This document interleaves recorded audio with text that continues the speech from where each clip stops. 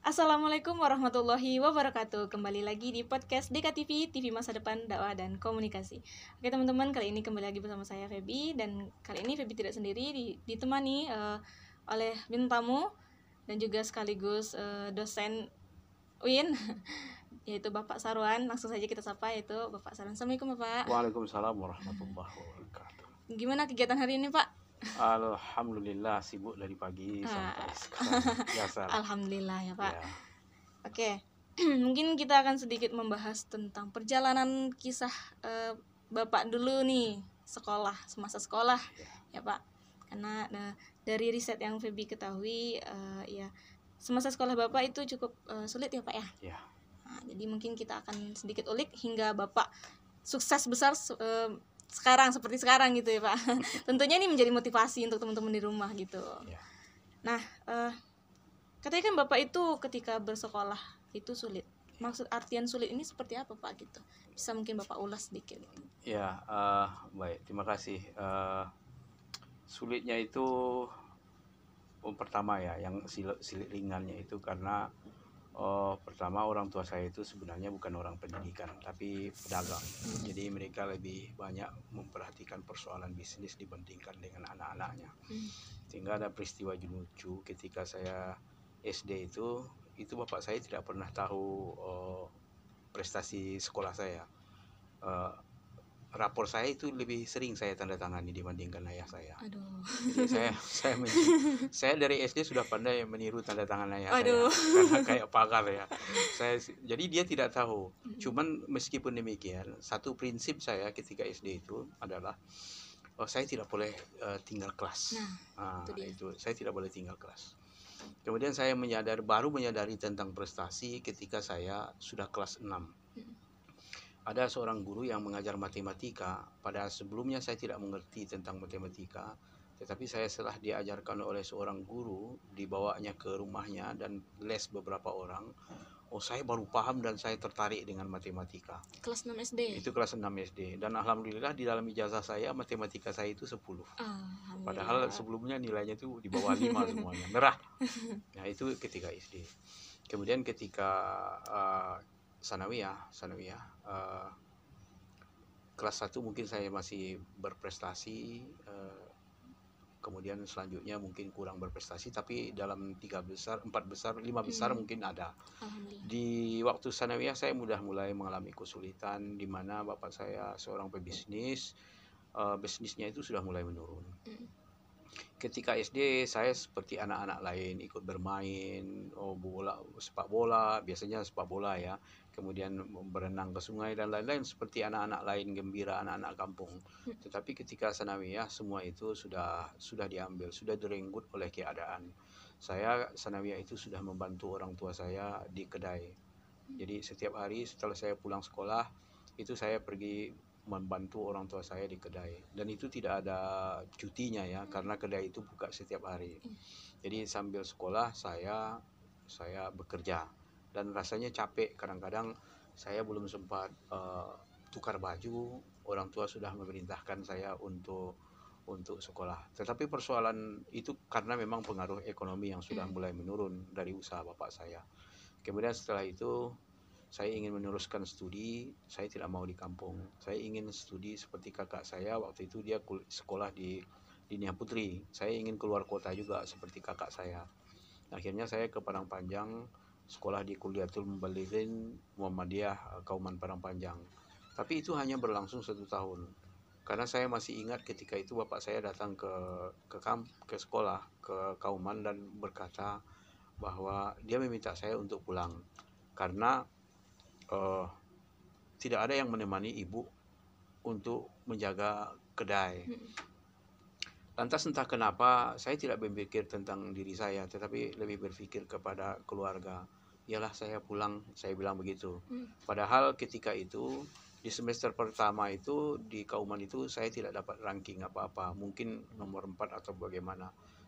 Setelah itu di ranking di semester terakhir saya betul-betul bekerja keras dan saya dapat ranking 1 di kelas saya Kauman Padang Panjang. Tapi sayang saya tidak bisa meneruskan seperti kata guru saya. Ya dia kasihan dengan saya sudah saya berprestasi tapi terpaksa berhenti disebabkan karena keadaannya. Saya pulang kampung dan setelah aliyah itu saya pindah ke Muallimin Muhammadiyah di kampung, dan seperti Sanawiyah itu juga setelah saya pulang sekolah saya kembali bekerja membantu orang tua saya. Dan ketika kuliah S1 mau tidak mau tentu saya harus, ketika itu begini ya, ketika saya tamat Madrasah Aliyah Muhammadiyah itu, sebelum tamat ya saya diproyeksikan untuk kuliah ke luar negeri yang dikirim oleh Muhammadiyah, dan saya mengikuti tes. Tapi ternyata teman-teman yang ikut tes itu adalah orang sudah mahasiswa, dan mereka ada yang dari Akabah Bukit Tinggi, yang makanan hari-hari mereka itu memang sudah bahasa Arab.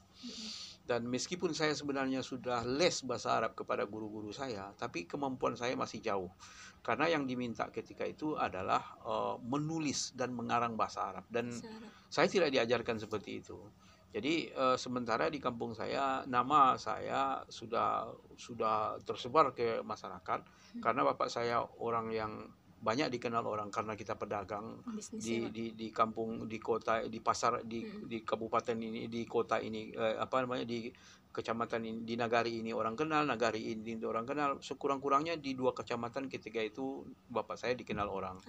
Nah, dan itu disebut-sebut oleh orang lain bahwa anak si Anu dia akan ke luar negeri. Ketika di kampung seperti itu mendengar orang keluar negeri itu sangat hebat ya.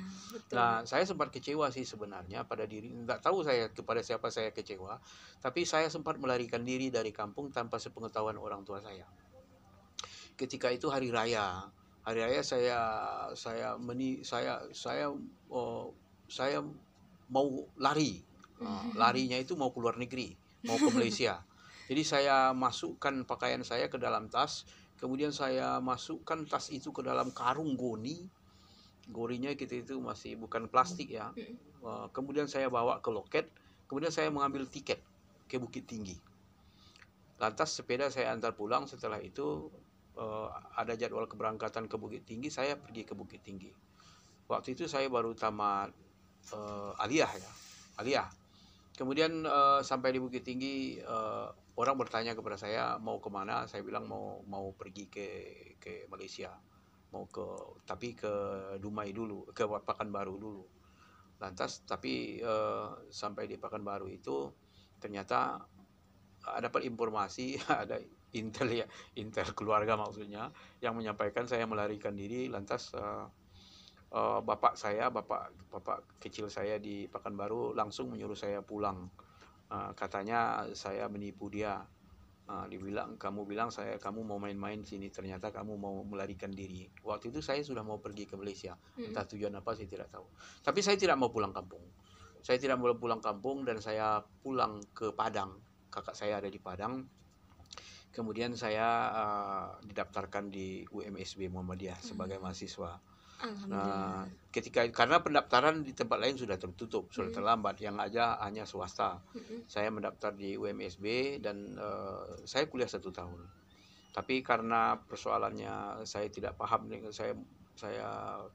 dengan bosan dengan mempelajari bahasa Belanda itu, hukum Belanda itu, saya akhirnya cuma 1 tahun, meskipun sebenarnya saya berprestasi juga. Artinya ketika itu yang waktu itu masih doktoral, nilainya lulus mengulang. Saya alhamdulillah seluruh mata kuliah saya lulus. Nah, tapi saya tidak meneruskan. Saya itulah 1 tahun setelah itu saya baru pindah ke Fakultas Dakwah. Selama di Fakultas Dakwah itu saya tetap menghadapi masalah ekonomi. Saya sempat istirahat semester 5 kalau saya tidak salah, 1 semester. Karena apa tuh Pak? Ya, karena ekonomi tadi. Orang tua saya ketika itu ada 4 atau 5 orang anggota kakak beradik saya yang kuliah di Padang. Jadi saya sadar betul bahwa orang tua saya tidak sanggup untuk membiayai kami berlima. Oleh karena itu biarlah saya istirahat. Kemudian saya bekerja, dan uang hasil gaji saya itu saya serahkan hampir setiap minggu kepada adik saya yang kuliah di UIN Imam Bonjol Park, IAIN ketika itu. Ya, hanya sedikit yang saya sisakan untuk saya. Tetapi itu hanya berlangsung 1 semester karena jiwa saya menjerit ya. ini tidak mungkin, ini harus saya akhiri, saya tidak akan mungkin seperti ini, saya harus kuliah. Dan itu bapak kecil saya memberikan support, dukungan kepada saya. Iya, lebih baik kau kuliah dibandingkan dengan pekerjaan seperti ini. Karena termasuk juga pekerjaan saya itu berkebun minyak nilam dengan mengangkut batang kayu sebesar badan saya, dan itu tidak sanggup saya, apalagi ketika itu bulan puasa. Sudah cukup, ini tidak mungkin. Maka saya teruskan kuliah, dan ketika saya kuliah itu dalam kondisi ekonomi orang tua yang tidak kuat, itu saya bekerja seperti pembantu ya di rumah orang, menyapu setiap pagi, kemudian menjaga rumah, dan itu mungkin berlangsung tidak lama sih sebenarnya, mungkin tidak sampai 1 semester, tapi itu saya jalani. Yang penting saya kuliah. Ya, penting saya dapat kuliah. Karena keinginan tadi ya, keinginan kuat untuk meneruskan kuliah. Kemudian ada jalan lain, ada kakak ipar saya ada kedai elektronik, dia biasanya membeli barang ke Padang, dan dia meminta kepada saya untuk membelikan barangnya, karena saya sudah terbiasa membeli barang di Padang. Jadi beli barang, kemudian saya akan ambil uang setiap pembelian barang itu 10.000 ketika itu untuk belanja saya. Ketika itu kalau 10.000 itu sudah bisa untuk kuliah. Dan memang ketika kuliah itu sebelum itu mungkin ya, sebelum saya dapat kerja dengan kakak saya itu, lebih sering saya puasa Senin Kamis, karena memang tidak cukup biaya untuk kuliah, tidak cukup untuk makan. Jadi Senin Kamis itu membantu sekali untuk menetralisir kondisi ekonomi ya. Akhirnya saya tamat tahun 1991, dan sebenarnya prestasi saya tidak terlalu bagus ya. Cuman ketika kuliah saya suka dengan diskusi. Diskusi, dan suka mata kuliah yang seperti filsafat Islam, filsafat pokoknya mata kuliah yang tidak banyak menghafal nilai saya bagus. Tapi kalau mata kuliah yang menghafal saya tidak bagus. Karena saya jarang tidak suka membaca teks buku. Tetapi saya suka membaca media. Nah, koran umpamanya hampir setiap hari saya lalap habis. Kalau koran saya suka itu. Tapi kalau bukan saya malas. Ya, tapi meskipun demikian saya tetap bertekad ketika itu saya tidak boleh terlalu jelek nilai saya. Saya tidak yang paling bagus ketika itu di kelas, tetapi saya tetap diperhitungkan. Ya, tidak terlalu tinggi, tidak nomor 1 lah, tapi mungkin big 5 bisa masuk dalam proses perkuliahan S1 itu. Setelah tamat S1, karena kesulitan ekonomi juga, saya merantau ke Malaysia.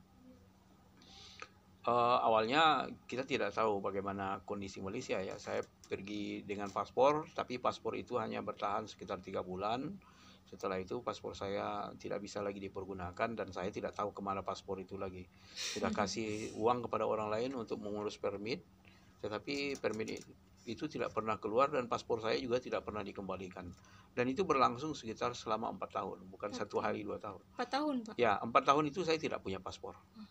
Tidak tahu saya di mana paspor saya. Alhamdulillah saya selamat, tidak pernah ditangkap polisi, meskipun pernah ditanya oleh polisi, ya, pernah berpapasan dengan polisi, tapi karena ketika itu mungkin yang membantu saya adalah penampilan saya agak bersih, tidak seperti tenaga kerja, maka mereka tidak menangkap saya. Ya, nah setelah itu selama di Malaysia itu sebenarnya tidak ada tujuan untuk kuliah, hanya pergi mencari makan.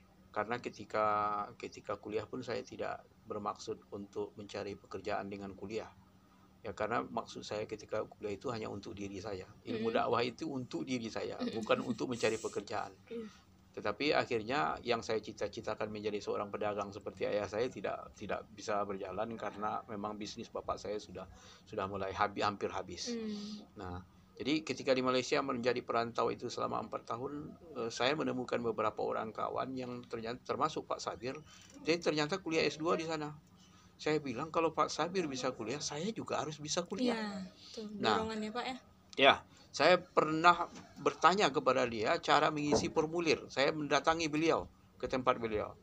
Begini cara-caranya, kemudian saya isi, tapi saya tidak pilih ke tempat beliau kuliah Universiti Kebangsaan Malaysia. Saya mengambil yang dekat dengan kota, yaitu Universiti Malaya. Alhamdulillah saya melamar dan saya diterima.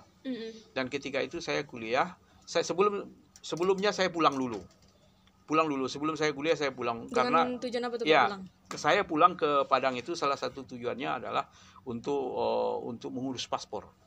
Karena paspor saya sudah tidak ada lagi. Yang 4 tahun hilang Ya, tadi yang ya Pak? 4 tahun hilang itu tidak ada. Saya pulang dengan menggunakan namanya paspor 1 kali jalan untuk pulang saja.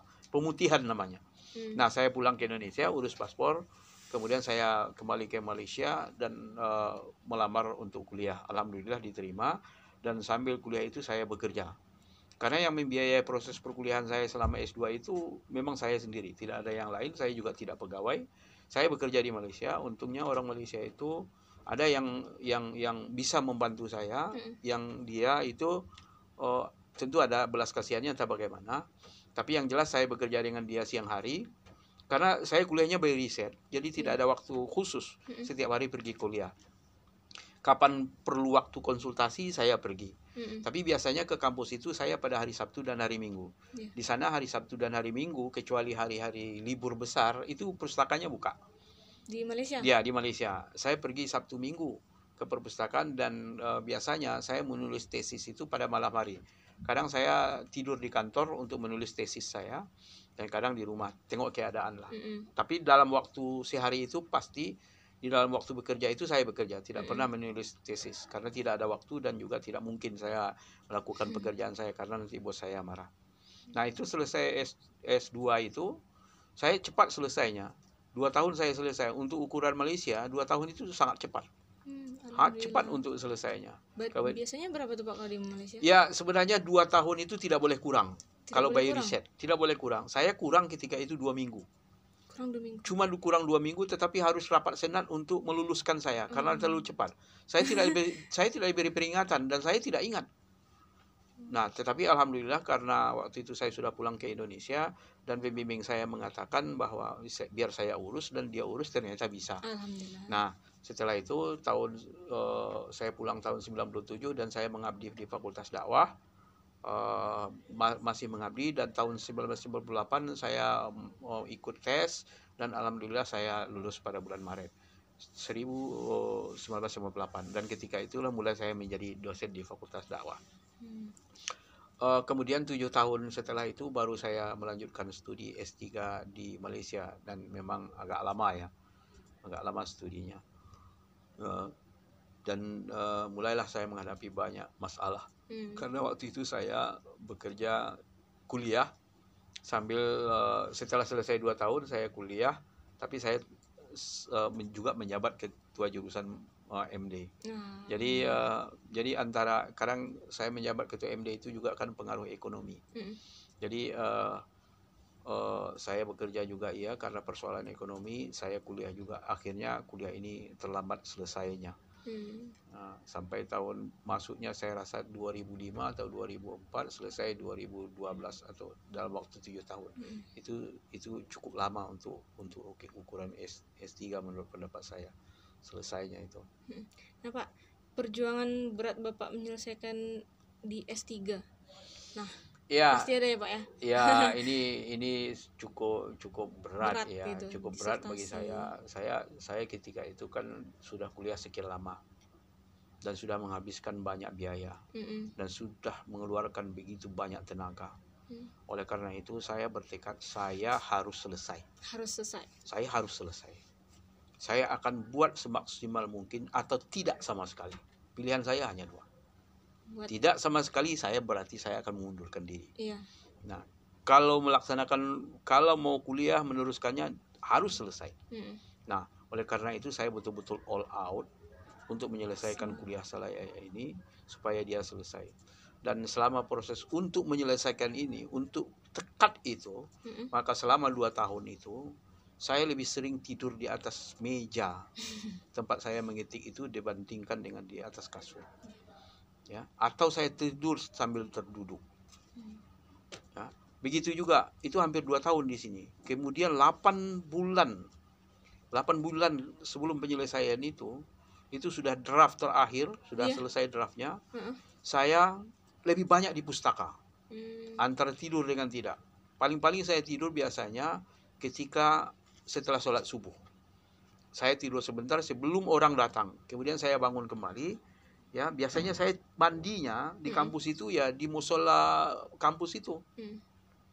Saya mandi setelah subuh atau sebelum subuh, yang pasti sebelum jam 6, sebelum pegawai datang saya sudah harus siap. Jadi Biar gak ketahuan ya Pak. Ya, karena kalau tidak ketahuan. Iya, ketahuan nanti, Nah, Pak. pakaian saya biasanya saya bawa ke kampus, kan di pustaka itu ada lemari ya. Iya. Yang bisa disewa 5 ringgit. Loker, ya, seperti loker gitu ya 5 Pak. ringgit 1 bulan entah 1 semester saya tidak ingat. Saya simpan di situ pakaian saya. Ya, pakaian saya yang sudah bersih, yang sudah saya cuci di rumah. Kemudian untuk 3 atau 4 hari saya tidak akan pulang ke rumah.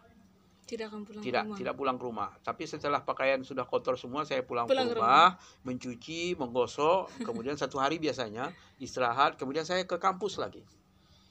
Nah, ke kampus lagi. Dengan membawa pakaian yang sudah Dengan bersih, membawa pakaian. Biasanya di perpustakaan, di pustaka itu ada satu ruangan, ruangan itu 24 jam.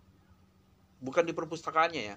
Perpustakaan bukunya itu ditutup, tetapi ada ruangan yang tertutup dan pakai kursi, meja, bahkan ada televisi di dalamnya.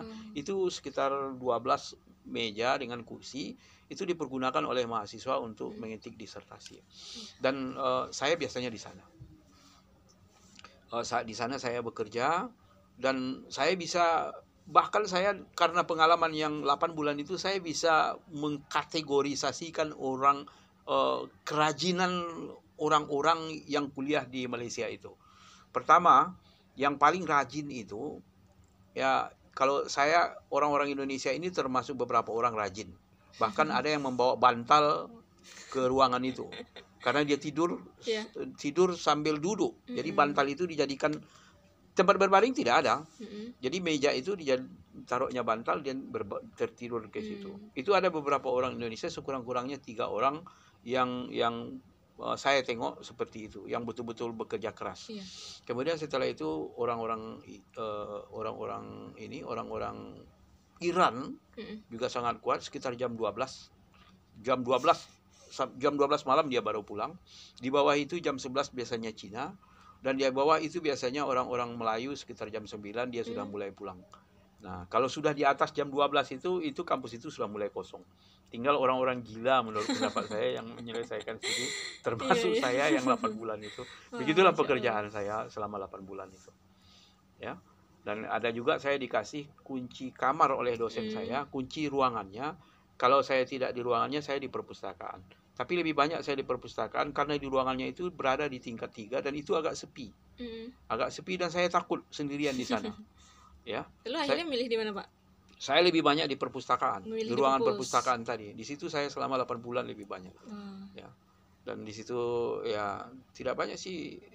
Ada teman saya ada orang dari Iran dan ada orang yang dari Pakistan, ada orang dari Yaman dan lain-lain sebagainya yang menurut pendapat saya memiliki kerja keras ketika kuliah itu.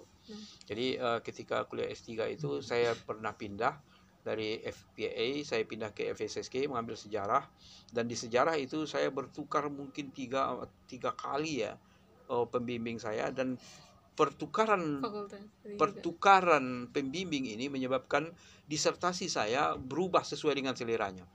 Kalau sifat orang di sana kan berbeda. Kalau dia tidak suka, pembimbing itu tidak suka dengan judul ini, maka dia akan tukar. Padahal disertasi saya itu, draft disertasi itu 3 kali sudah selesai ya. Itu satu draft disertasi itu mencapai 500 halaman. Membuatnya cukup lama. 1 tahun minimal satu draft disertasi itu selesai. Satu draft? Ya, bisa. Iya, satu draft itu bisa 1 tahun. Karena kajian saya itu adalah kajian lama, sejarah. Dan itu melibatkan kajian sejarah yang cukup sulit, yaitu sejarah pembaharuan Islam atau kaum muda di Asia Tenggara, Malaysia dan Indonesia. Berat. Jadi data-datanya adalah data-data 100 tahun yang lalu. Karena dia tahun 1019 sebelum Indonesia merdeka. Betul. Nah, jadi itu sangat sulit. Iya, Pak. Data-datanya ada yang data dari Belanda, ada yang data saya dapatkan dari Meninjau juga ada, yang saya dapatkan dari Perpustakaan Nasional juga ada, dan yang didapatkan dari teman-teman juga ada. Jadi proses untuk mendapatkan data ini juga cukup sulit dan cukup lama. Betul. Menyebabkan kuliah saya begitu lama kalau untuk sejarah ini. Nah, kemudian yang terakhir itu pembimbing saya mengatakan dia mau pindah karena ada konflik entah apa di dalam fakultasnya, dia pindah. Nah, dia berkata kepada saya, pilihan kamu dua. Pertama, kamu tetap di sini, tapi kemungkinan kalau kamu tetap di Fakultas Sains Sosial ini, maka disertasimu akan bertukar lagi. Waduh. Berarti itu draft itu sudah hampir selesai dan sudah diperiksanya. Saya bilang, kalau begitu akan mengulang lagi saya, Pak. Ini waktu saya sudah hampir DO. Saya ketika itu sudah di akhir. Seperti yang tekad saya selesai atau tidak sama sekali. Karena tidak ada pilihan. Waktu saya sudah hampir habis untuk masa proses perkuliahan saya. Kalau tidak pilihan kedua. Pilihan kedua bagaimana? Pilihan kedua, kamu ikut pindah dengan saya ke fakultas lain. Oke, saya ikut pindah. Kalau saya ikut pindah bagaimana? Katanya kalau saya ikut, kamu ikut pindah, maka disertasimu tidak akan berubah. Bisa diterima di sana karena dalam disertasimu itu satu bab berkaitan dengan pengaruh Timur Tengah ke Nusantara. Satu bab itulah yang menyelamatkan saya, sehingga saya bisa diterima di fakultas yang baru. Akhirnya saya memutuskan ikut dia, dan mungkin rasanya 2 minggu setelah saya pindah itu, saya langsung agenda disertasi, dan dalam waktu mungkin kurang dari 1 semester saya ujian disertasi dan alhamdulillah selesai. Alhamdulillah. Itulah perjuangan berat, sisi-sisi yang mungkin bisa saya sampaikan. Cuman begini ya, kalau ketika saya mereview kembali masa lalu saya, maka di awalnya sebenarnya saya tidak terlalu begitu serius atau saya bukan anak pintar dan saya bukan anak berprestasi.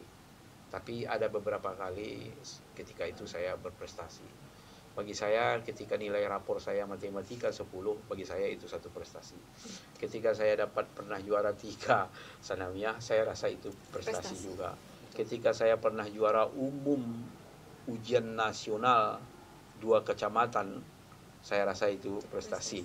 Tetapi ketika saya kuliah S1, tidak ada lagi prestasi-prestasi yang dalam bentuk itu.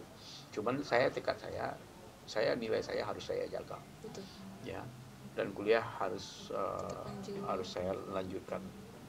Ya. Dan mungkin takdir lah yang menyebabkan saya menjadi dosen, padahal saya tidak bisa bercita-cita untuk menjadi seorang dosen. Nah, tidak menjadi dosen lalu cita-cita Bapak? Cita-cita saya dulu dari awal itu menjadi pedagang, karena mulai dari kakek saya itu seorang pedagang. Dan keluarga saya itu lebih banyak pedagang. Pasar Ujung Gading itu banyak tanah keluarga saya yang di situ. Ada yang punya hotel, ada yang punya di pasar. Dan kakek saya rumahnya harta miliknya itu dekat pasar. Banyak dekat pasar karena dia dulu pedagang dan punya uang untuk membeli tanah ini. Gitu. Nah, jadi itu mungkin mempengaruhi saya sehingga saya ingin juga jadi pedagang. Jadi kalau saya jadi pedagang mungkin saya sudah menjadi orang kaya. Sekarang saya tidak jadi orang kaya. Jadi orang pegawai negeri yang miskin. Ya.